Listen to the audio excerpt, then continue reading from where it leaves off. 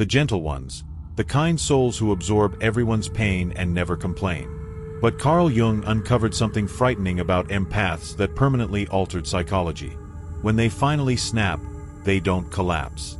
They turn into something far more dangerous.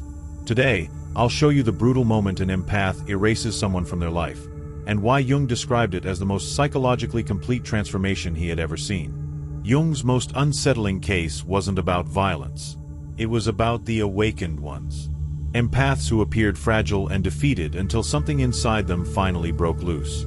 These patients came to his Zurich clinic carrying wounds they tried to rationalize, depression they blamed on themselves, apologizing for simply being alive.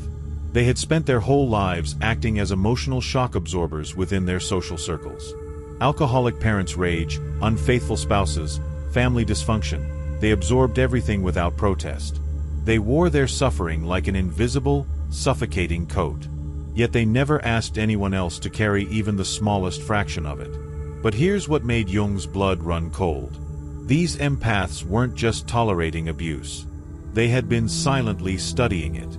While they seemed passive and shattered on the surface, something entirely different was unfolding underneath. Their minds were working non-stop, cataloging, analyzing, constructing complete psychological profiles of everyone around them. When Jung asked them to describe their relationships, he expected scattered, foggy thoughts from wounded individuals. Maybe a few general complaints about mistreatment, or confusion about why their lives kept circling back into painful situations. But what he discovered overturned everything he thought he understood about empaths. These patients held detailed mental archives of every person who had ever harmed them. Not superficial observations, but deep psychological maps. They knew their abusers' triggers, insecurities, and darkest fears. They understood the childhood wounds that shaped the damaged adults. They tracked emotional patterns with surgical accuracy, predicting behavior months ahead. They remembered every lie, every manipulation, every gaslighting tactic. They had internal timestamps for every moment the mask slipped and truth leaked through. They knew exactly what each person was hiding and why. Yet they had never acted on this knowledge. Not once. They had only observed, recorded, and stayed silent. Until something finally pushed them past their limit. Jung realized these empaths had been operating on a completely different level. While their abusers assumed they were naive, trusting victims, they were actually dealing with psychological observers who saw everything but chose not to speak. The empaths weren't blind to the abuse, they were hyper-aware of it. They simply hadn't acted on that awareness yet. Jung wrote that an empath's mind isn't a victim's journal. It is a strategist's war room waiting to be activated.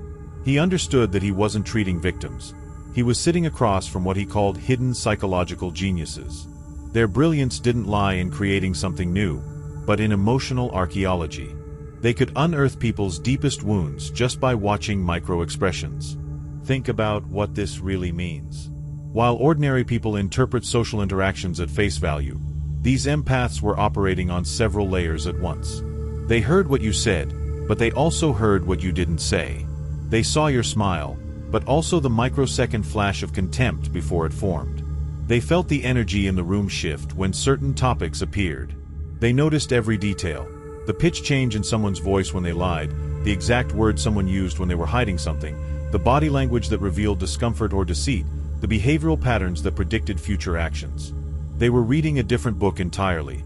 One written in a language most people don't even know exists. Jung started testing their abilities with surprising scientific rigor. He brought in colleagues without giving the patients any information. No names, no backstory, no context. Just a stranger sitting in a room. Within minutes, they could identify childhood traumas, relationship patterns, and professional insecurities.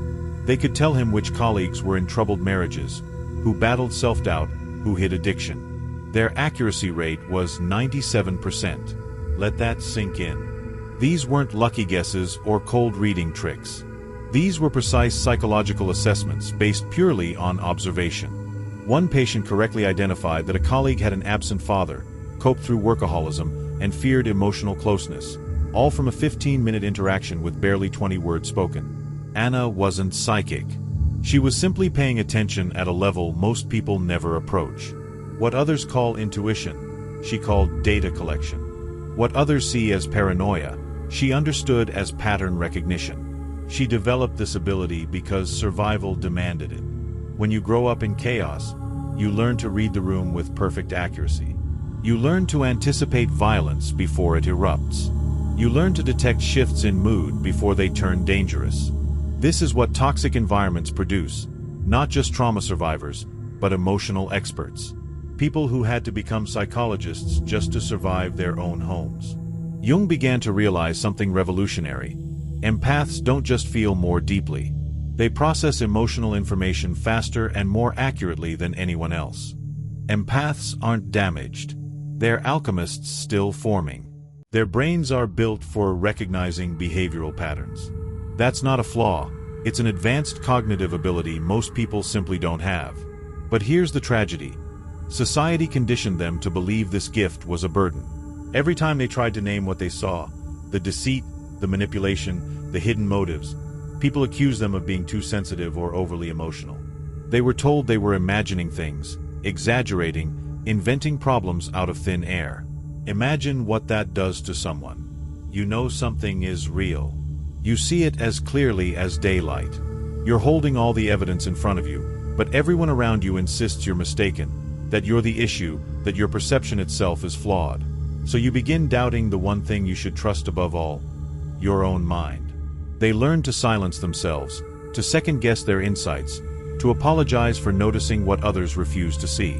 They learned that telling the truth made them outcasts, that exposing dysfunction made them the designated problem in every environment, that their ability to see clearly was something they had to conceal in order to belong. This is how society breaks empaths, not through direct harm, but through continuous invalidation. By convincing them that their greatest strength is their worst weakness. By forcing them to choose between their reality and their relationships. And for years, sometimes decades, they choose the relationships. They choose silence. They choose to carry the pain instead of speaking it. But truth doesn't vanish because you stop voicing it. It builds like pressure in a sealed container. It accumulates and multiplies. And in these cases, it had been collecting for years. Every lie they stayed quiet about. Every manipulation they observed without protest. Every betrayal they forgave without acknowledgement. All of it stored, cataloged, remembered, waiting for the moment the seal would finally burst. Jung identified a repeating pattern. The transformation never unfolded slowly. It erupted in one sudden moment he called shadow integration. Under immense stress, the catalyst was always a deep betrayal by the person the empath trusted and protected most. Not just any betrayal, the specific kind that destroyed the last remaining illusion they were still holding onto. Case after case, Jung documented the same story. The empath discovered infidelity, financial deception, or emotional manipulation from the person closest to them. The parent they defended, the spouse they shielded, the friend they kept forgiving. The one person they believed was different. The one person they were sure genuinely loved them. What made it unbearable wasn't the act itself. Jung emphasized this in his notes. These empaths had lived through far worse. They had survived more blatant abuse. The devastation wasn't about the severity of the betrayal, it was about the source. It was realizing that the person they trusted completely, the person they allowed themselves to be vulnerable with, had been betraying them the whole time. But here's the part that truly broke them. They realized they'd seen the signs all along and dismissed them. Their perceptiveness had been sounding alarms for months, sometimes years. Every instinct had been trying to warn them. Every observation had been pointing to the truth. But they chose to believe the best in someone actively harming them. They betrayed themselves.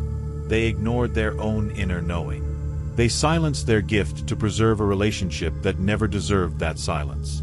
And that self-betrayal cut deeper than anything the other person did. So, as empaths do, they said nothing. They carried the pain alone. They blamed themselves. How could I be so blind? How didn't I see this coming? Why did I ignore what I knew? They tried harder to be perfect partners, children, friends. If I just love them more. If I give them another chance. If I prove my loyalty, maybe they'll finally change. But this time something shifted. The betrayal was so complete, so undeniable, They couldn't rationalize it away. They couldn't invent excuses. They couldn't take responsibility for someone else's choice to hurt them. The gap between what they knew and what they wanted to believe finally snapped. Then came the moment everything changed. Jung called it the clarity event. When the empath's pattern recognition finally overpowered their desire to see the good in people, it felt like a dam bursting. All the years of observations, all the silenced intuition, all the suppressed knowing surged back at once. Most people expect empaths to break down, to cry, scream, collapse. Their abusers expected that too. They had seen it before and were prepared for tears, begging, emotional chaos. They already had their manipulations ready. The fake apologies, the hollow promises, the sob stories that had worked countless times. But what happened next terrified everyone. The empaths became unnaturally calm. It was like watching someone step out of a fog they'd been wandering through for years. Their eyes shifted. The confusion disappeared. The self-doubt dissolved. The craving for approval was gone. In its place was something their abusers had never witnessed. Clarity. Absolute, unmoving, and terrifying. Jung described it as the moment the victim realizes they've been playing chess while everyone else assumed it was checkers. Suddenly, every move made sense. Every lie was obvious. Every manipulation was visible. The entire board came into view. And the empath finally understood exactly what had been happening all along. But more importantly, they recognized the part they themselves had played, not with shame or self-blame, but with simple acknowledgement. I saw this. I knew this. I chose to ignore it. And now I choose to stop. There was nothing dramatic about this realization. No outbursts, just a quiet internal shift from victim to witness, from someone acted upon to someone making a deliberate choice. Their abusers sensed this shift instantly, even before the empath spoke. Something in the atmosphere changed. The person who once flinched at raised voices now sat completely still. The person who used to apologize for everything now held steady eye contact. The person who absorbed blame like a sponge now radiated a calm strength that made the abuser uneasy. Jung described what happened next as the most chilling psychological shift he had ever observed. These empaths didn't lash out. They didn't scream. They didn't lose control. They simply began speaking the truth.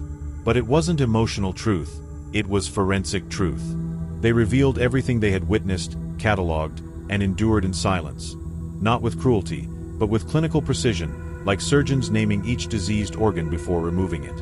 Like investigators presenting evidence collected over years of quiet observation. They spoke with calm, steady clarity, without a hint of the emotional reactions their abusers depended on exploiting. One of Jung's patients told her husband exactly when she discovered each affair. Not just that he cheated, but the exact dates, the subtle tells, the lies he used, and the real behavior she had observed. She delivered it like a stenographer reading a transcript. Another patient confronted her narcissistic mother with 30 years of manipulation tactics, explained their psychological purpose, and described how each one had shaped the family system. No yelling, no tears, just truth, delivered with surgical accuracy. This wasn't revenge. It was clarity. These empaths were finally using their extraordinary perception, not to rationalize behavior, but to reveal it. Not to restore the relationship, but to define reality. They weren't trying to persuade or change the other person. They were simply stating facts, drawing boundaries, and ending the connection from a place of full awareness instead of emotional confusion. Jung wrote that nothing is more fearsome than an empath who finally trusts their own perceptions, because they no longer need you to confess anything. They don't need apologies. They don't need closure or explanations or validation. They already have all of it. They gave it to themselves the moment they chose to trust their own observations over someone else's gaslighting. What devastates the abuser is the loss of control. For years, they could deny, distort, and deflect. They could make the empath doubt their memory, their judgment, their worth. But now the empath is naming exact dates, exact words, exact actions with the accuracy of someone who has been gathering evidence for years. There is nothing left to deny. The truth is exposed, and the abuser has no weapon against someone who refuses to be gaslit any longer. Jung realized this recurring pattern wasn't vengeance. It was shadow integration. the moment a person stops suppressing the parts of themselves they were taught to hide. The empath's shadow wasn't darkness in the moral sense. It was their suppressed intelligence, their muted intuition, their buried strength. All the qualities they were conditioned to believe were wrong, overreactive, or unlovable. Society teaches empaths that having boundaries is selfish, that anger is inappropriate, that seeing through lies is judgment, that refusing mistreatment is coldness. So they learn to silence these traits. They bury their insight because it unsettles others. They mute their intuition because it disrupts false harmony. They hide their strength because it threatens people who depend on them being weak. But these traits don't disappear. They go into what Jung called the shadow, the parts of ourselves we reject, deny, and push into the dark, and there they grow stronger, waiting for the moment they can rise into consciousness. Shadow integration happens when you finally face these parts, accept them, and allow them into your identity. When these empaths integrated the pieces of themselves they had once suppressed, they became what Jung described as psychologically complete. Not perfect, not magically healed, but whole. They recognized they carried both light and shadow, both compassion and discernment, both love and boundaries, both the ability to connect deeply and the ability to walk away forever. This wholeness made them powerful. They no longer operated from a divided self, one part knowing the truth, another part denying it. They were no longer torn in two. Their perception and their actions were finally aligned. They saw clearly and responded accordingly. No more cognitive dissonance. No more self-betrayal. Just full integrity between inner truth and outer behavior. Here's what made these cases so unsettling for Jung. The change was permanent. These patients didn't slip back into people-pleasing. They didn't apologize for their boundaries. They didn't question their own insights anymore. It wasn't a burst of anger that would fade with time. It was a fundamental restructuring of their psychological architecture. They crossed a threshold they could never return from. They had become what Jung dreaded most, empaths who could no longer be manipulated. And the changes didn't stop at the psychological level. Jung recorded how these individuals' entire lives shifted within a matter of months. They left abusive relationships with deliberate precision. Not in emotional chaos, not through dramatic confrontations or public spectacles. They simply created a plan and carried it out with the same steady clarity they had shown in that first conversation. They cut ties with toxic family members without any emotional theatrics. No more explaining. No more trying to make someone understand. No more waiting for change or for apologies that would never arrive. Just clean, total, irreversible removal. They blocked numbers, returned gifts, deleted photos, erased every trace of the relationship from their world as if the person had never been part of it. This is what Jung found most intriguing. These weren't impulsive choices made in anger. They were intentional decisions grounded in absolute clarity. The empaths knew exactly what they were doing and why. They had mourned the relationship long before walking away. By the time they acted, they had already detached emotionally. The person they were leaving was already gone from their hearts. The physical departure was simply the final administrative step. They rebuilt their lives according to their own terms with a determination that stunned everyone who knew them. The person who once couldn't make a decision without seeking everyone's input suddenly knew precisely what they wanted. The one who always put others first now had firm priorities with themselves at the center.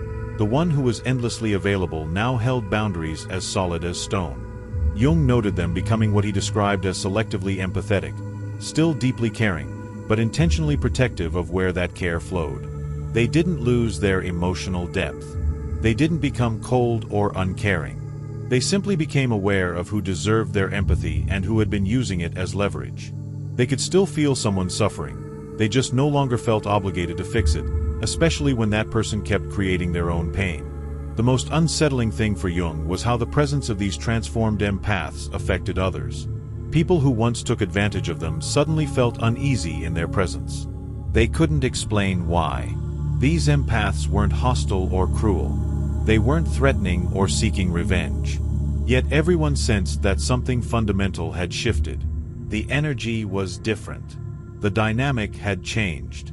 The power structure had been rewritten. Jung identified what he called the predator's instinct. Manipulative individuals can sense when their usual techniques won't work. It's like an animal instinct. They test boundaries automatically, look for weaknesses, probe for openings. But with awakened empaths, every probe hits a wall. Every manipulation attempt dies on impact. Every guilt trip ricochets back. The empath simply looks at them with calm eyes that see everything and reveal nothing. And that silence is more damaging than any argument. They avoid integrated empaths the way vampires avoid sunlight. Because vampires need a source. And these empaths are no longer sustenance. They're no longer fuel for others to drain. No longer emotional dumping grounds. No longer available for the game's predators rely on. And predators sense this instantly. They don't consciously understand it. They simply know this person is no longer safe to approach. These awakened empaths don't need to broadcast their strength. Others feel it. There's a backbone now, a quiet solidity that makes predators uncomfortable. It's in the way they carry themselves. The way they hold boundaries without explaining. The way they say no without apology. The way they exit conversations that drain them. The way they refuse to take responsibility for emotions that aren't theirs. Jung documented case after case where toxic people simply vanished from these empaths' lives without being asked to leave. They stopped calling, stopped appearing, found new targets. Because empaths who know their worth and trust their perceptions are simply not worth the effort. They can't be gaslit. They can't be guilt. They can't be convinced they are the issue. They see through every tactic before it fully forms. And manipulators hate working that hard for no payoff. These empath transformations didn't occur in isolation. Jung observed how their changes influenced every system they were part of. Family dynamics collapsed not because these individuals destroyed them, but because they no longer supported dysfunction. Alcoholic relatives had to confront their addictions without using empaths as emotional dumpsters. Depressed family members had to seek validation elsewhere. Manipulative siblings could no longer use these transformed empaths as psychological punching bags. Here's what made Jung understand just how powerful awakened empaths truly are. Their transformation forced everyone around them to either grow or reveal their true nature. Healthy people became stronger through their example. Toxic people exposed themselves through frantic attempts to drag these empaths back into old patterns. Jung observed something he named the empath's mirror effect. These transformed individuals no longer needed to confront dysfunction directly. Their presence alone reflected it back with uncomfortable clarity. Manipulators couldn't bear being near them. They felt exposed, transparent, unable to operate their usual strategies. Meanwhile, genuine people felt safe with these empaths for the first time. The awakened empath became a living lie detector, not through judgment, but through presence. Jung documented how entire social environments reorganized themselves around these individuals. Some relationships deepened, others fell away, but everything became more honest, more grounded, more aligned with truth. Jung followed these transformed patients for years. What he discovered haunted him. These individuals had become remarkably successful. Their businesses flourished because they could sense clients' real needs before those clients voiced them. Their new relationships were healthy because they could identify emotional predators within minutes. Their choices were nearly flawless because they trusted their intuitive intelligence without hesitation. Jung realized something that chilled him. These empaths hadn't become less empathetic. They had become fully empathetic, meaning they were also fully strategic. They could influence others as effortlessly as they had once been influenced. They understood human psychology with a depth that made them almost omnipotent in social settings. Here's what truly terrified Jung. These transformed empaths chose not to use this power destructively. They could have crushed everyone who had ever harmed them. Instead, they simply removed toxic people from their lives and kept moving. Jung understood that he had witnessed the emergence of what he called the integrated empath. Someone with the sensitivity to feel everything and the wisdom to decide what actually deserved their energy. His private notes reveal both awe and fear. He had seen something simultaneously beautiful and frightening. These individuals became what every manipulator fears most. Someone who sees through them completely yet needs nothing from them. That is the ultimate erasure. Not hatred, not revenge, Complete indifference supported by absolute clarity. But this transformation carries dangers that Jung outlined extensively. Superior perception either destroys or transforms. There is no neutral state. You either integrate this ability consciously, or it consumes you. Jung identified 3 specific dangers that turn this gift into a curse when empaths awaken to their power without the wisdom to wield it. First, collective unconscious disruption. When someone sees through the shared illusions that hold groups together, the unspoken agreements to ignore certain truths, they become destabilizing. Every family keeps secrets. Every workplace has dysfunction. Every friend group has rules about what can and cannot be acknowledged. These collective agreements act like social glue, even when they uphold unhealthy systems. The empath who suddenly begins speaking truth breaks all these agreements at once. They point out the alcoholism everyone insists is just heavy social drinking. They name favoritism that everyone pretends doesn't exist. They acknowledge abuse everyone has silently agreed to overlook. And the group doesn't thank them. The group turns on them, because protecting the illusion is more important than confronting reality.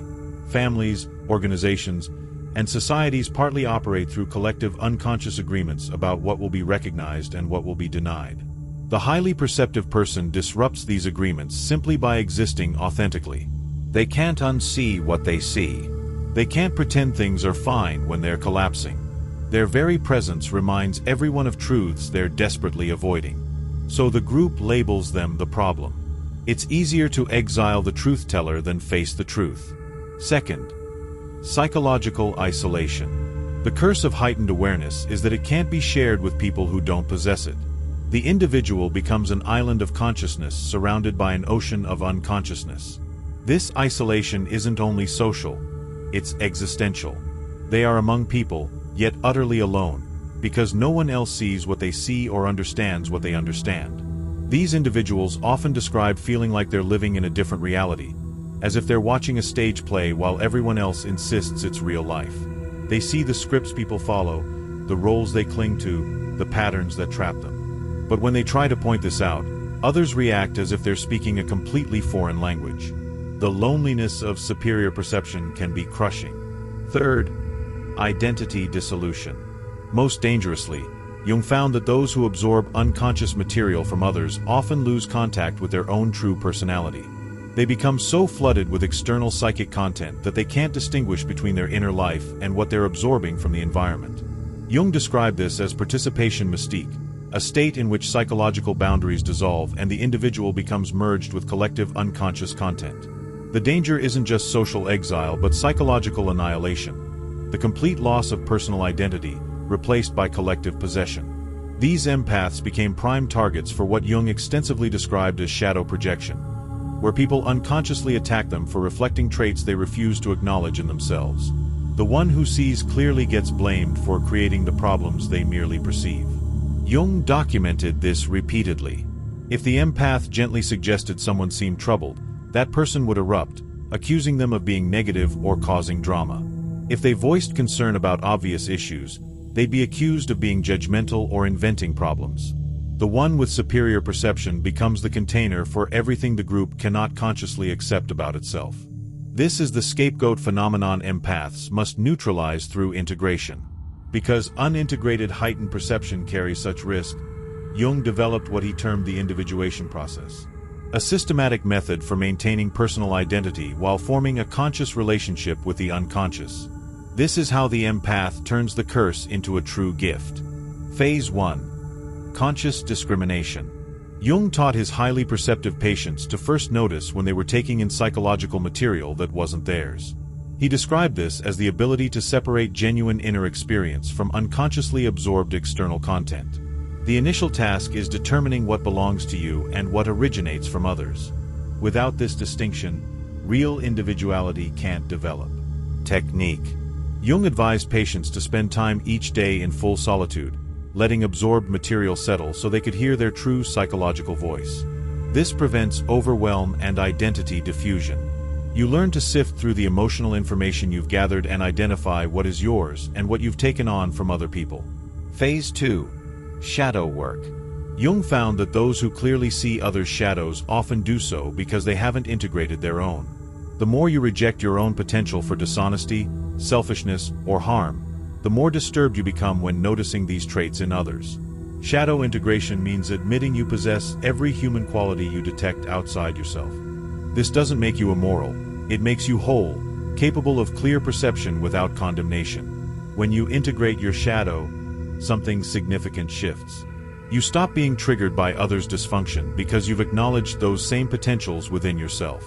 You can witness manipulation without falling apart because you understand humanity's drive for self-protection, even when it shows up destructively. You become someone who perceives everything but reacts to nothing. Phase 3. Conscious participation. The final stage is what Jung called conscious participation in the collective unconscious, engaging with others' psychological contents without drowning in them or losing your own identity. This demands cultivating what Jung referred to as psychological containers, the ability to temporarily hold others' unconscious material while staying fully aware it isn't yours. The individuated person becomes a bridge between the conscious and unconscious, helping bring unconscious material into awareness for others without sacrificing their own inner stability. This is the conscious choice that shifts the empath from a target into a balanced warrior. The erasure becomes complete because the empath decides what is worthy of their energy. The empath's path isn't from sensitivity to numbness, it's from unconscious absorption to deliberate choice. When they finally snap, they're not breaking, they're waking up to their own power. This is Jung's erasure psychology, the total psychological removal of anyone who cannot meet their level of integrity and awareness.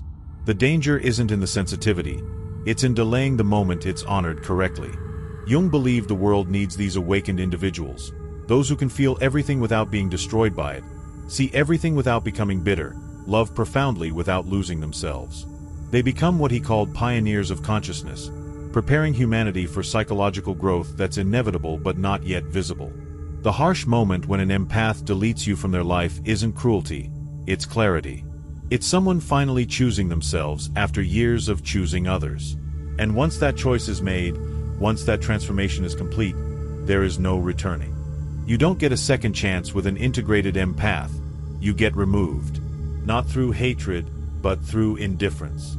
Thanks for watching. See you in the next dimension.